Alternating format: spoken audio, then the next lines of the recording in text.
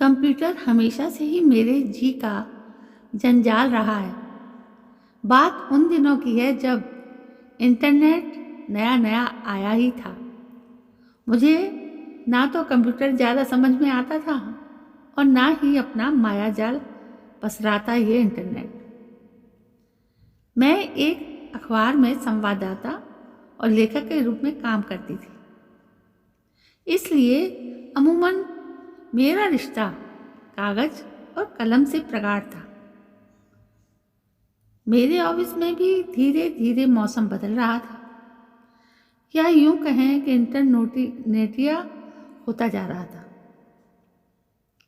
मेरे संपादक ने अखबार के कलेवर में कुछ बदलाव किए, जिसके तहत मुझे सप्ताह में कम से कम 2 खबरें इंटरनेट से लानी थी।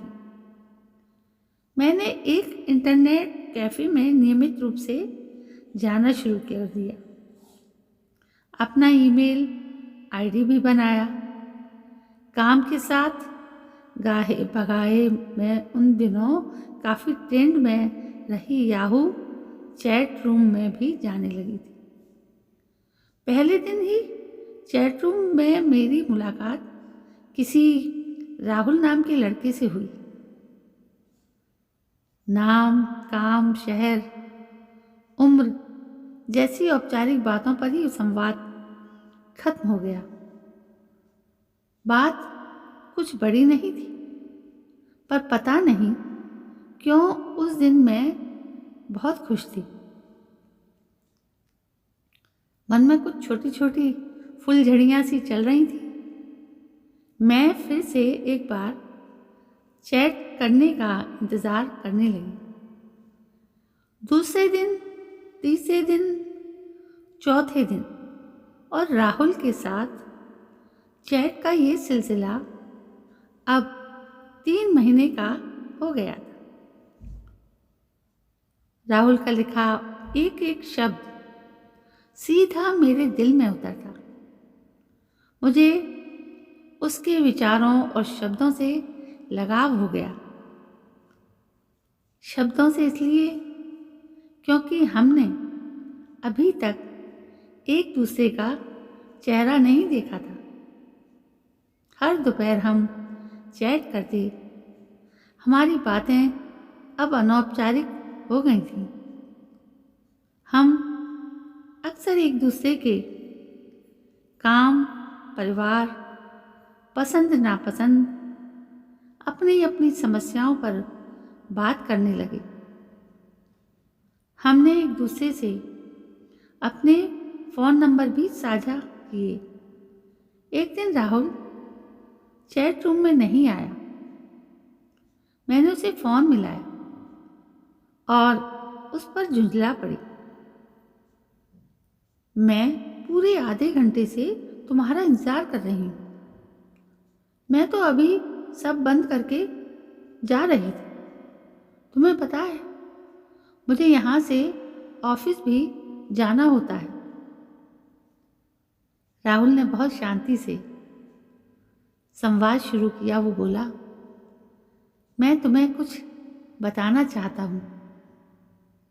मैंने जल्दीबाजी से कहा, हाँ जल्दी बोलो, मुझे जाना है। उसने कुछ निराश से शब्दों में जवाब दिया, प्रिया, मेरे माता पिता मेरी शादी करवाना चाहते हैं। मुझे कई रिश्तों के बारे में बता रहे हैं।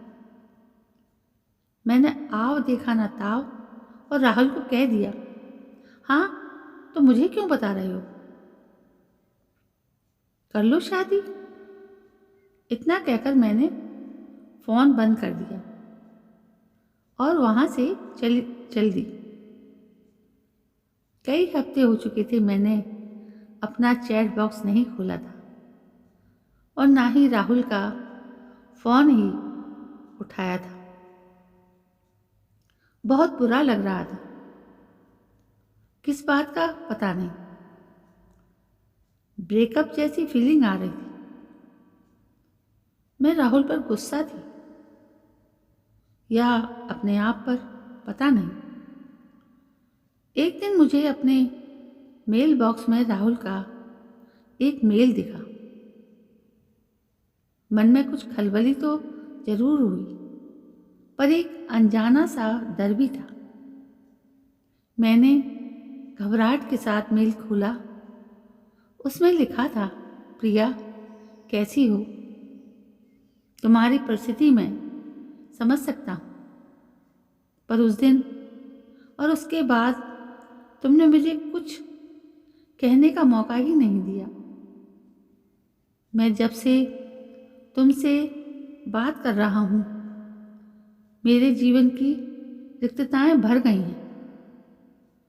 तुमसे मैंने अपने भीतर की दुनिया बांटी है, जो आज तक किसी ने नहीं देखी।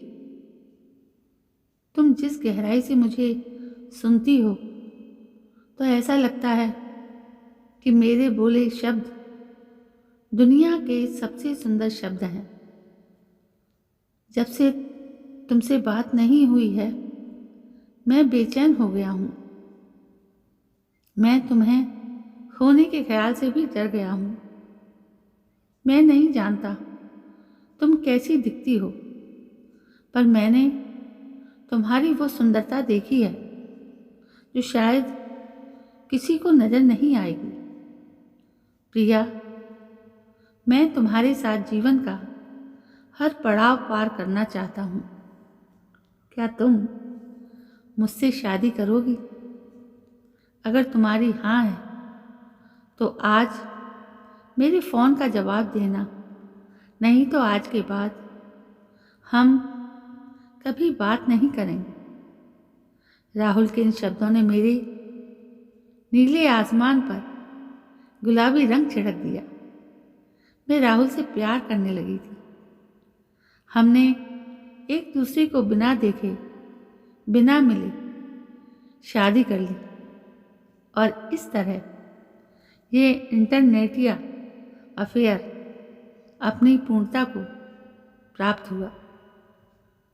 तो दोस्तों, कैसे लगी आपको ये अफेयर की कहानी? ये भी एक तरह का पहला अफेयर था।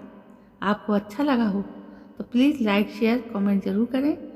कल मैं फिर हाजिर होती हूँ आपके सामने एक नई कहानी को लेकर। तब तक के लिए जय हिंद, वंदे